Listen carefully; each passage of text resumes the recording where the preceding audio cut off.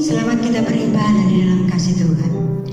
Bapak Ibu yang saya kasihi di dalam Tuhan Yesus, sebelum saya menyampaikan firman Tuhan dan saudara mendengar firman Tuhan, kita akan berdoa dulu.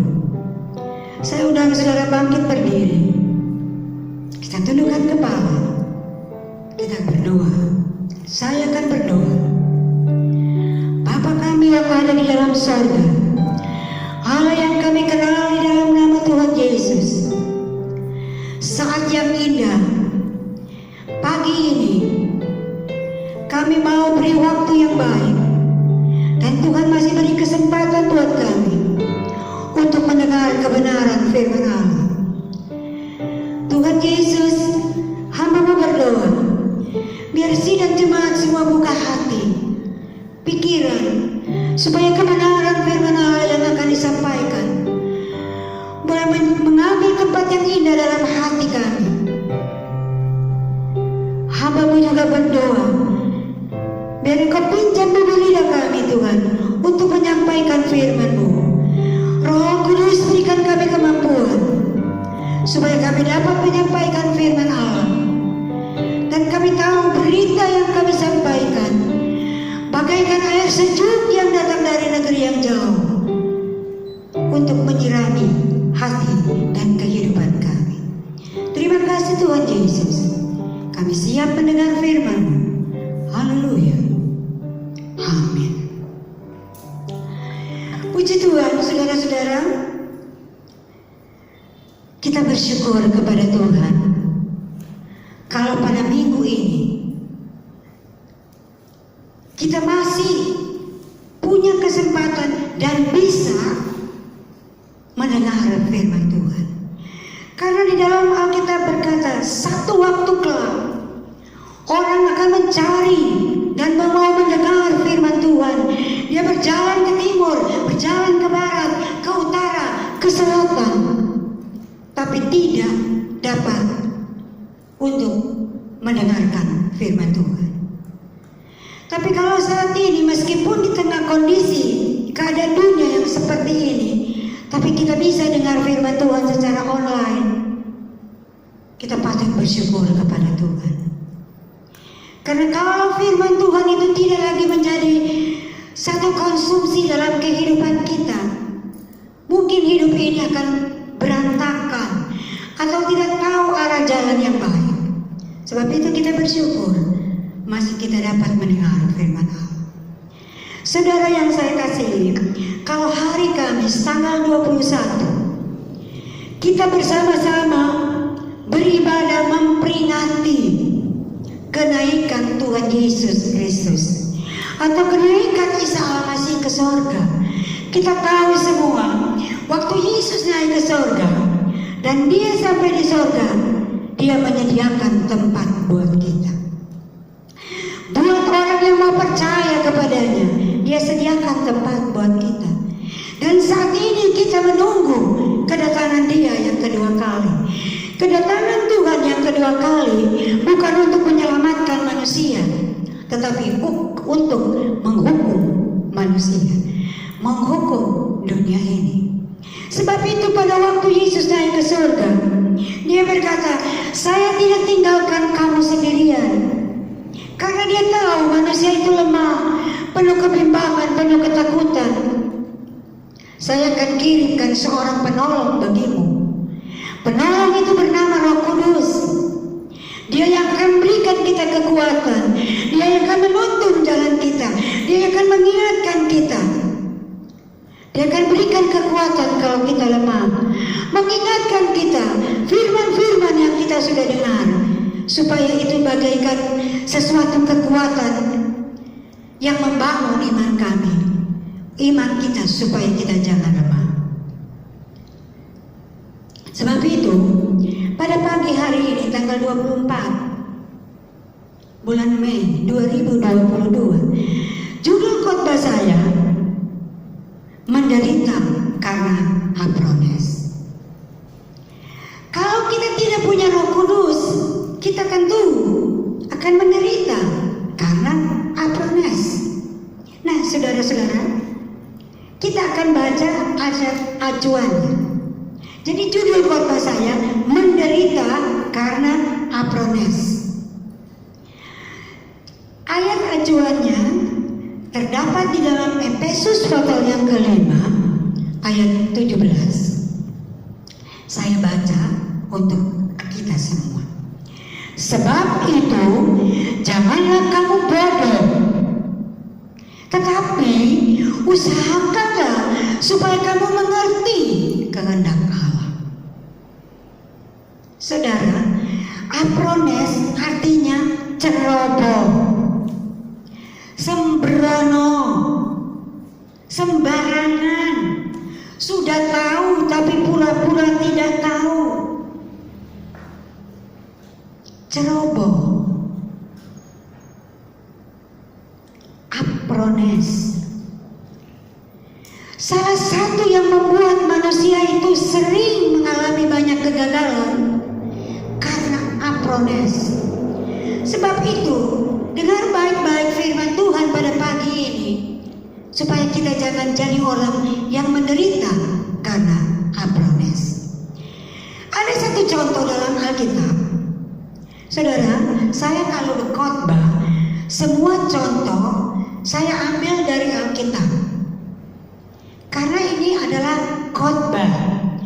Khotbah itu, yang mendengarkan khotbah itu adalah orang yang dari pendidikan tinggi, menengah, dan sederhana.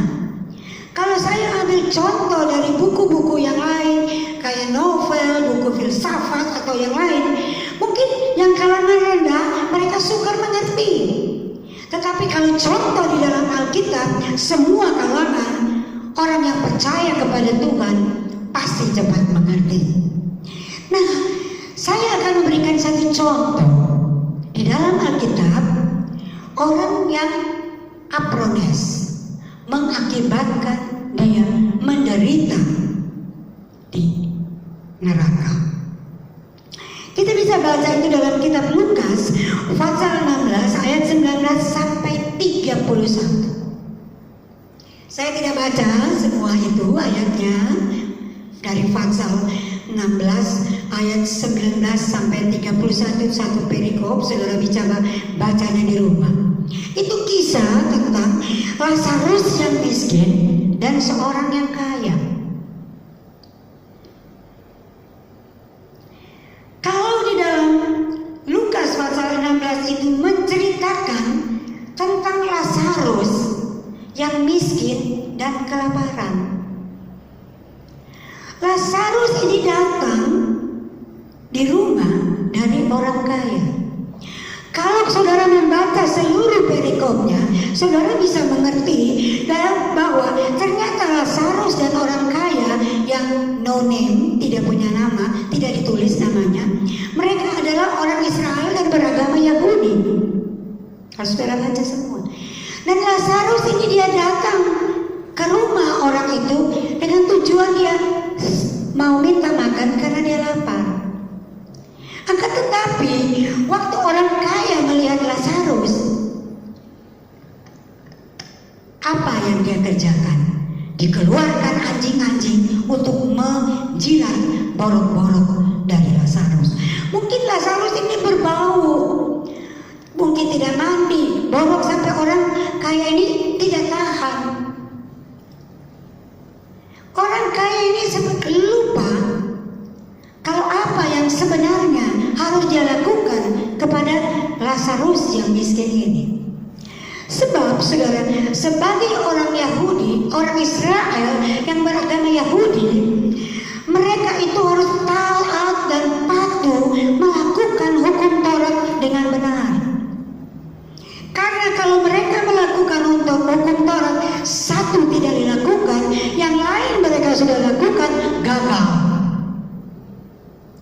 Nah, orang Yahudi ini, dalam mereka mengelola harta dan keuangannya, mereka punya 3 ketentuan. Dari mereka mengembalikan milik Tuhan 10%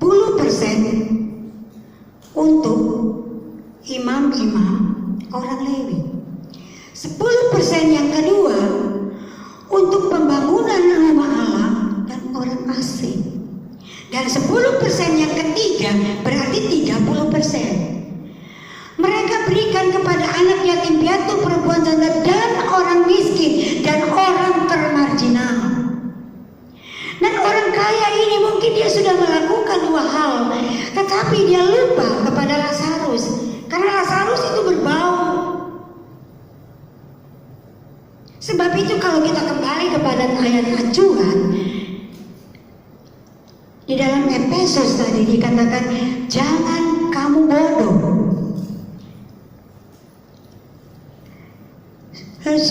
Tetapi hendak usahakanlah supaya kamu mengerti kehendak Allah. Jangan kamu bodoh. Bodoh di sini bukan berarti idiot. Ya. Bodoh di sini berarti emosi. Orang kalau sudah emosi, dia berpendidikan tinggi, S1, S2, S3, S4 sampai S-teler. Kalau dia sudah emosi, pasti akal sehatnya hilang. Nah, ini juga mungkin yang terjadi pada orang kaya ini. Sampai dia lupa harus dia kerjakan kepada orang yang harus dia lakukan buat orang yang seperti Lazarus. Firman Tuhan mengatakan, orang kaya meninggal, Lazarus pun meninggal. Waktu Lazarus meninggal, dia dibawa di pangkuan Bapak Abraham. Waktu orang kaya ini meninggal, dia berada di tempat yang penuh dengan katak gigi, penuh dengan kepanasan. Dan waktu dia melihat, menengok ke atas, dia lihat Lazarus ada di pangkuan Bapak. Dia bilang, Bapak Abraham, tolong Lazarus mencelupkan jarinya karena saya kepanasan. Neraka itu panas berarti ya. Tapi Bapak Abraham bilang, oh, kamu di sana dan kami di sini jaraknya sangat jauh dan tidak mungkin orang dari sini bisa datang ke sana. Ya udah deh Bapak Abraham, kalau begitu gak apa-apa, tapi tolonglah suruh Lazarus ini pergi ke rumah saudaraku, karena saya masih punya 5 saudara laki-laki, supaya mereka lakukan hukum Taurat dengan benar. Jangan nanti mereka jadi seperti saya, menderita karena aprones, karena ceroboh, karena sudah tahu, karena emosi, jadi lupa apa yang baik yang harus dilakukan. Bapak Abraham bilang, oh gak bisa. Di rumah saudaramu itu ada kitab kesaksian Nabi Musa, ada kitab-kitab para nabi, ya, dan banyak buku-buku tentang hukum Taurat. Cukup mereka baca itu. Jadi saudara, orang yang kaya ini, dia merasa menderita karena hanya satu kesalahan. Mungkin boleh dibilang kesalahan kecil, tapi sebenarnya kalau buat saya ceroboh itu bukan kesalahan kecil. Karena kita sering manusia melakukan aprones, ya, tanpa kita sadari.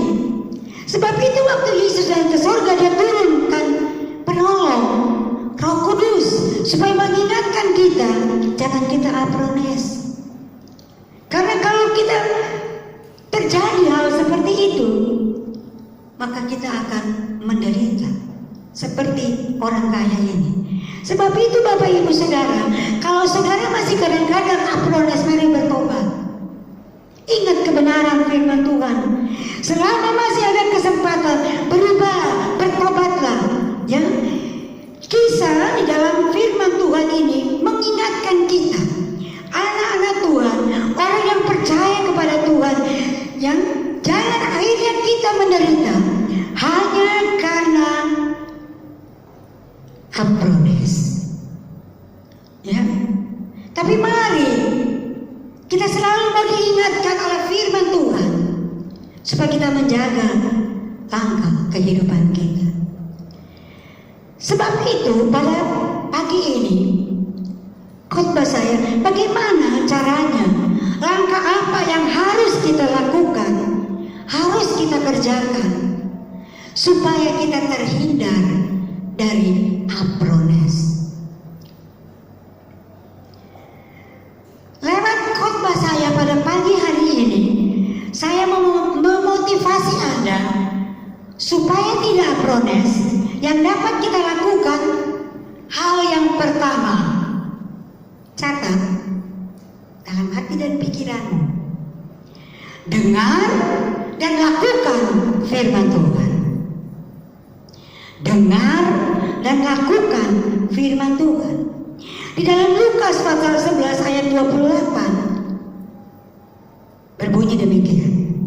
Tetapi Yesus berkata, yang berbahagia ialah mereka yang mendengar firman Allah dan memeliharanya. Arti kata memelihara yaitu mendengar, membaca, merenungkan, melakukan firman Tuhan itu secara teratur dan tepat. Pelihara, memelihara. Ya, kalau kita lakukan itu, Yesus katakan, kamu adalah orang yang berbahagia. Kenapa harus tepat? Sebab kalau kita tidak tepat melakukan firman Tuhan, kita tidak akan berbahagia. Bahkan kita tidak akan pernah melihat mujizat Allah dalam hidup kita. Saya kasih contoh lagi. Di dalam firman Tuhan, di dalam perjanjian baru, tentang perjamuan kawin di negeri Kana. Yohanes pasal 2 ayat 1 sampai 10 itu satu perikop menceritakan perjamuan kawin di negeri Kana. Dan pada waktu itu Yesus diundang dan Yesus bersama Maria hadir. Satu jamuan kawin yang luar biasa megahnya. Yesus diundang. Banyak orang yang hadir. Tengah pesta berlangsung, pelayan-pelayan bingung. Karena apa? Air anggur habis. Masih banyak para tamu yang belum mendapat air anggur. Mereka panik. Tapi waktu ada Yesus, Ibu Yesus atau Maria berkata, dengar, lakukan apa yang Yesus katakan. Pasti kamu akan melihat sesuatu yang heran. Dan kalau kita membaca ayat itu, Yesus berkata kepada pelayan-pelayan itu, ini ada beberapa tempayan. Isilah tempayan-tempayan ini dengan air sampai penuh. Sampai penuh. Tepat sampai penuh. Itu yang Yesus katakan. Dan waktu pelayan-pelayan mengisi air itu sampai penuh dan Yesus berdoa dan mujizat terjadi. Air telah berubah menjadi anggur.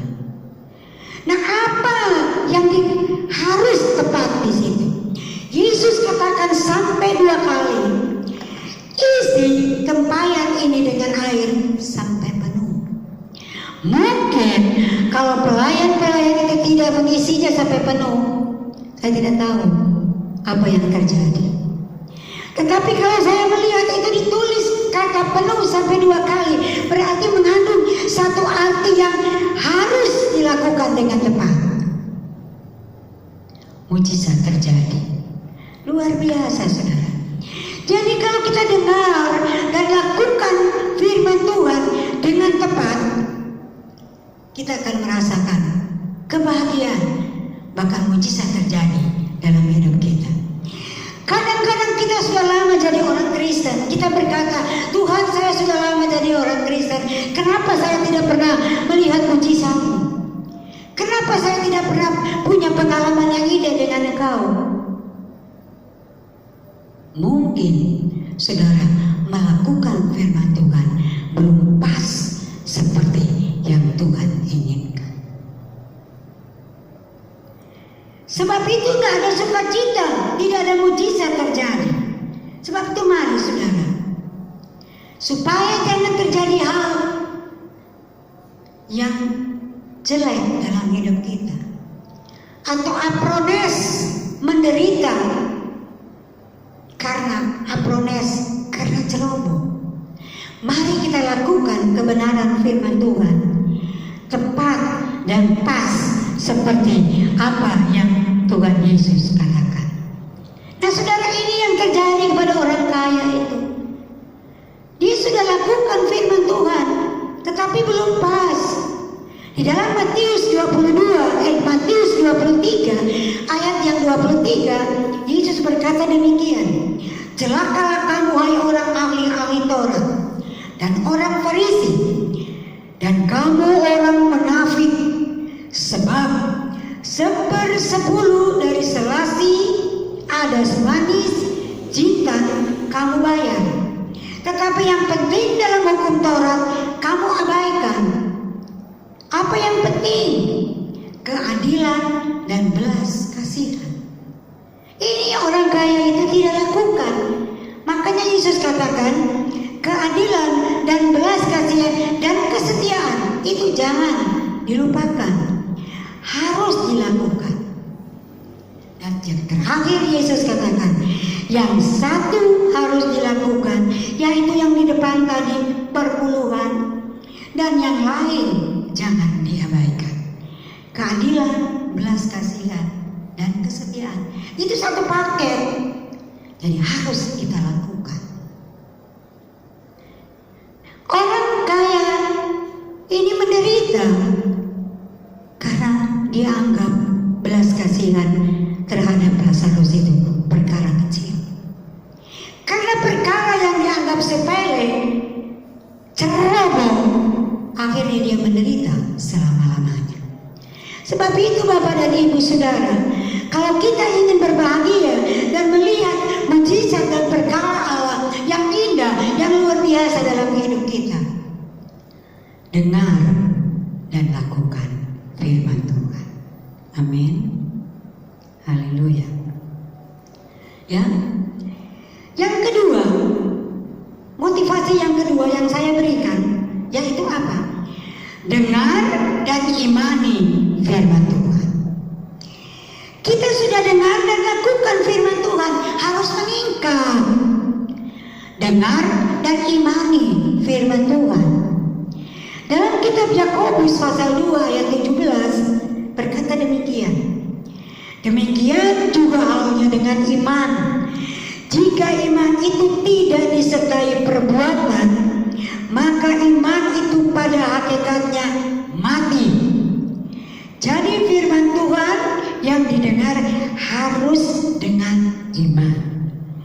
Iman itu berarti melangkah, melakukan. Jadi kita dengar firman Tuhan dengan baik, dan firman Tuhan yang kita dengar itu kita imani. Di dalam Ibrani pasal 11 ayat 6 berkata demikian, tetapi tanpa iman tidak mungkin orang berkenan kepada Allah. Sebab barang siapa berpaling atau melihat kepada Allah, ia harus percaya bahwa Allah ada dan Allah memberi upah kepada orang yang sungguh-sungguh mencari Dia. Saudara, saya akan berikan satu contoh di dalam Perjanjian Lama, di mana orang yang punya iman dan mempertahankan imannya kepada Tuhan di tengah masalah yang sulit.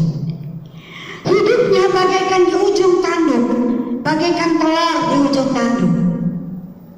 Tapi dia tetap kokoh, kekeh imannya, mempertahankan Allah yang dia sembah. Itu dapat kita baca dalam kitab Daniel pasal yang ketiga ayat 1 sampai 30. Itu berceritakan tentang 3 pahlawan Tuhan, Sadrak, Mesak, dan Abednego. Ya, 3 pahlawan Tuhan, orang Israel, orang Yahudi yang bekerja di dalam pemerintahan Raja Nebukadnezar. Pada waktu itu, apa yang terjadi? Raja membuat sebuah patung dari emas, patung yang sangat indah. Setelah patung itu selesai, dikasih maklumat bahwa semua orang yang ada di kerajaan ini, di bawah pemerintahan Raja Nebukadnezar, begitu mendengar bunyi-bunyian gemerincing gong, semua orang harus sujud menyembah patung. Konsekuensinya, kalau orang yang tidak mau menyembah patung, mereka akan dilempar ke dalam dapur api yang menyala. Wah, apa yang terjadi? Sadrak, Mesak, dan Abednego, 3 orang ini adalah orang yang menyembah kepada Allah, dan mereka tidak akan mungkin menyembah itu patung. Iman mereka diuji. Apakah berani tetap menyembah Allah atau dilempar ke dalam dapur api yang menyala? Kita lihat di dalam firman Tuhan, di dalam Daniel pasal 3 ayat 17 dan 18, satu statement atau satu pernyataan yang dikeluarkan oleh mereka bertiga. Kalau saya baca ini, saya kadang-kadang merinding. Ya, dikatakan demikian: jika Allah yang kami puja sanggup melepaskan kami, maka Ia akan melepaskan kami. Seandainya tidak, kami tetap tidak mau menyembah patung emas Tuanku Raja. Luar biasa, saudara. Mereka bilang, kalau Allah yang mereka sembah melepaskan mereka, oke. Kalau tidak, harus dilempar ke dalam dapur api, silakan. Tapi kami tidak mau menyembah patung, karena itu adalah dosa. Saya tidak tahu kalau saat ini jemaat Tuhan diperhadapkan pada pilihan yang seperti ini. Di mana iman kita? Tapi kalau kita ingin tidak menderita, tidak aprones, kita menginginkan kehidupan seperti Lazarus, mari kita belajar dari kebenaran firman Allah ini. Ya, luar biasa 3 orang ini. Mereka sungguh mengimani firman Allah, karena hanya Allah saja yang dapat menolong dan melepaskan kami dari kesukaran ini. Tidak ada Allah yang lain. Karena itu mereka tetap mempertahankan kebenaran. Akibatnya apa? Mereka ditangkap dan dilempar ke dalam dapur api. Peristiwa yang mengagumkan terjadi. 3 orang dilempar ke dalam dapur api. Tetapi waktu raja melihat, kenapa ada 4 orang? Dan berjalan-jalan di dapur api, dan tidak ada selain rambut mereka yang terbakar. 4 orang itu seperti dewa, katanya. Itu adalah Allah yang akan turun menolong Sadrak, Mesak, dan Abednego, karena mereka mempertahankan imannya kepada Tuhan, kepada Allah yang mempunyai langit dan bumi. Dampak dari itu, Sadrak, Mesak, dan Abednego dikeluarkan.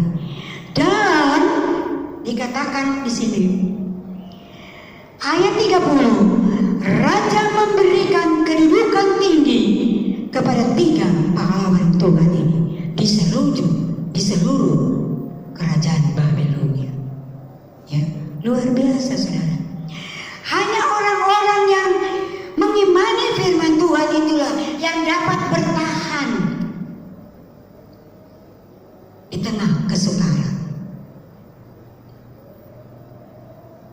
Saudara-saudara, kadang-kadang kita manusia juga ini sekarang ini seperti bingung.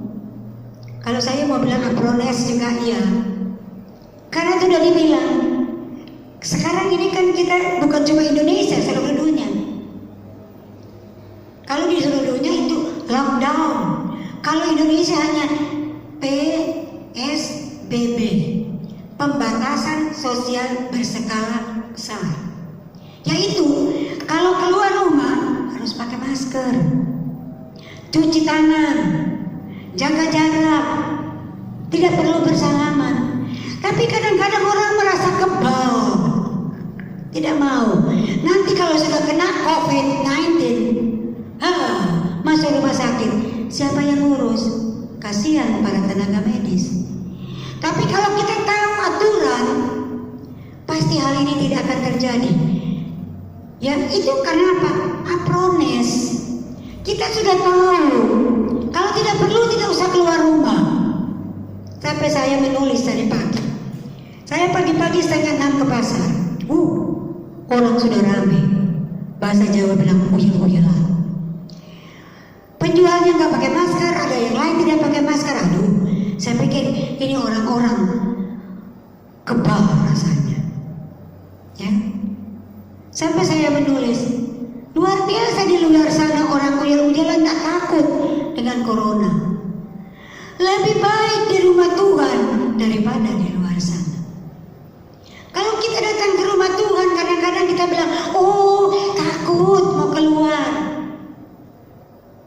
Tapi kalau kita datang dan mengimani kebenaran firman Allah, firman Tuhan yang kita imani, memberikan kita pertolongan dan kekuatan. Amin. Nah, saudara-saudara, khotbah saya pada malam hari ini mengingatkan kita supaya kita jangan jadi orang Kristen yang ceroboh. Jangan orang Kristen yang aprones. Sudah tahu pura-pura tidak tahu. Lakukan kebenaran firman Allah supaya hidupmu diberkati oleh Tuhan di dunia ini maupun di dunia yang akan datang. Sebab itu, mari kita membuka hati. Roh Kudus berikan kita kemampuan. Roh Kudus yang memberi kita pertolongan supaya kita jangan melakukan hal-hal yang sebenarnya kita sudah tahu, tapi kita terjang, kita lakukan, akhirnya kita menderita. Saudara, saya dulu pernah mendengar ada orang bilang begini, kalau begitu yang masuk surga itu orang miskin, orang kaya enggak. Tidak begitu. Orang miskin, orang kaya, kalau dia tidak percaya dan tidak bertobat, tidak takut kepada Tuhan, dia masuk neraka. Tapi kalau dia orang miskin atau dia orang kaya dan bertobat dan takut kepada Tuhan, melakukan hukum-hukum Tuhan, tentu dia mendapat tempat di pangkuan Bapak Abraham. Sebab itu saudara-saudara, kadang-kadang kita lebih banyak memikirkan harta dunia ini. Memang benar, kita memiliki harta yang betul. Orang percaya, orang Kristen itu diberkati di dunia dan diberkati di akhirat. Kalau orang Kristen jadi kaya itu tidak salah. Karena ada di dalam kitab Amsal Sulaiman berkata, jalan hidup orang benar itu seperti cahaya fajar, terang sampai rembang tengah hari. Jadi orang Kristen yang punya kebenaran firman Allah itu pasti diberkati Tuhan. Hidupnya akan naik. Tetapi ingat, jangan hidup kita ini hanya memikirkan perkara di dunia. Karena kalau kita mati sebentar, harta kita tidak kita bawa. Saudara, saya pernah membaca dan saya pernah membaca di buku-buku ilustrasi. Ada seorang raja yang paling terkenal, Alexander Agung. Semua orang teologi pasti tahu siapa Alexander Agung itu. Dia yang menetapkan tanggal 25 Desember jadi hari di mana kita merayakan hari kelahiran Yesus dan banyak hal. Dan dia seorang kaya, raja yang luar biasa, kekayaannya besar, kuasanya besar, raja yang hebat, kaya. Satu waktu dia menderita sakit, harus masuk ke rumah sakit. Dan dokter-dokter pilihan tidak ada yang dapat menyembuhkan dia. Dengan uangnya banyak dia dapat membayar dokter yang spesialis apa? Spesialis ini dapat, tetapi tidak ada satu yang dapat menyembuhkan dia. Dan sebelum Alexander Agung meninggal, dia katakan kepada para pengawal, kalau saya mati, saya ingin dokter-dokter ahli ini mereka yang harus mengusung peti mati saya. Dan yang kedua, seluruh harta saya, berlian, emas, perak, dan semua uang, taburkan sepanjang jalan untuk pergi ke kubur. Taburkan uang itu, supaya orang tahu Alexander Agung sangat kaya. Taburkan uang. Jadi berjalan itu. Dan yang ketiga, yang peti mati saya ditutup, tapi kedua tangan saya harus dikeluarkan dari peti mati. Jadi mungkin seperti begini, harus begini, ya. Artinya saya datang dari Bapa tidak membawa apa-apa. Saya pulang juga kepada Allah tidak membawa apa-apa. Apa maksud dari ilustrasi ini? Kalau kita memikirkan hanya kekayaan duniawi, ingat kita pulang ke surga kita tidak bawa. Tetapi kalau kita lakukan, dengar firman Tuhan, kita lakukan, kita imani firman Tuhan, maka itu yang membawa kita pada kehidupan yang kekal. Saya akhiri khotbah saya dengan sebuah nyanyian. Ku tak membawa, ku tak membawa apapun juga. Saat ku datang ke dunia, ku tinggal semua pada Dia. Saat ku kembali ke surga, inilah yang punya hati sebagai hamba yang taat dan setia padamu Bapa. Kemanapun ku bawa, hati yang menyembah dan program kebenaran sampai selamanya. Saudara, kita datang dari ke dunia tidak membawa apa-apa. Kita pulang juga ke rumah Bapa tidak membawa apa-apa. Tapi satu hal yang harus kita pelihara, yaitu hati kita, hidup kita yang mendengar dan melakukan firman Tuhan.